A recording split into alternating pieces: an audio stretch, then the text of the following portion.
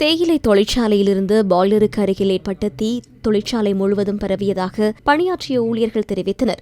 முழுமையாக புரூக்சைட் தேயிலை தொழிற்சாலை அழிவடைந்துள்ளது. சுமார் 10 கோடி ரூபாய் வரை பெறுமதியான தொழிற்சாலையே தீயில் அழிவடைந்துள்ளதாக தொழிற்சாலை உரிமையாளர் தெரிவித்துள்ளார். தீ வேகமாக பரவியதனால் தீயை கட்டுப்படுத்த முடியாத நிலை ஏற்பட்டுள்ளதாகவும் பிரதேசவாசிகள் குறிப்பிட்டனர். இந்நிலையில் தீ விபத்து ஏற்பட்ட போது அதன் ஊழியர்களினால் கையடக்க தொலைபேசியில் தீப்பரவல் குறித்த காட்சிகள் பதிவு செய்யப்பட்டுள்ளன. அங்குருவா தோட்ட பிரதேசத்தில் ஐஸ் போதைப்பொருள் விநியோகத்தில் ஈடுபட்ட 2 பேர் போலீசாரினால் கைது செய்யப்பட்டனர். அவர்களிடமிருந்து 600 கிராம் 20 மில்லிகிராம் ஐஸ் போதைப்பொருள் கைப்பற்றப்பட்டுள்ளது.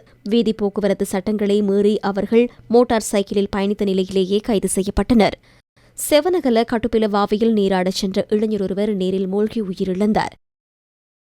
தமது நண்பர்களுடன் நீராடச் சென்றிருந்த நிலையிலேயே அவர் உயிரிழந்துள்ளார். கைத்துப்பாக்கி ஒன்றுடன் பன்னல லோனுவில பிரதேசத்தில் சந்தேக நபர் ஒருவர் கைது செய்யப்பட்டுள்ளார்.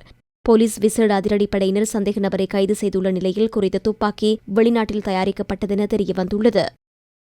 உணவட்டுன பிரதேசத்திற்கு வருகை தந்திருந்த வெளிநாட்டு சுற்றுலா பயணி ஒருவரின் பெறுமதியான கையடக்க தொலைபேசியை களவாடிய நபர் ஒருவர் கிராண்ட் பாஸ் போலீசாரினால் கைது செய்யப்பட்டுள்ளார். உணவட்டுன சுற்றுலா போலீஸ் பணியக நிலைய பொறுப்பதிகாரிக்கு கிடைக்கப்பெற்ற தகவலுக்கமைய விசாரணை முன்னெடுக்கப்பட்டது. சந்தேக நபர் நிர்மாண பணிகளுக்காக உணவட்டுனவுக்கு வருகை தந்திருந்த நிலையில் வெளிநாட்டவர்களின் 4 கையடக்க தொலைபேசிகளை களவாடியுள்ளார். சந்தேக நபர் தொடர்பில் விரிவான விசாரணைகள் முன்னெடுக்கப்பட்டுள்ளன.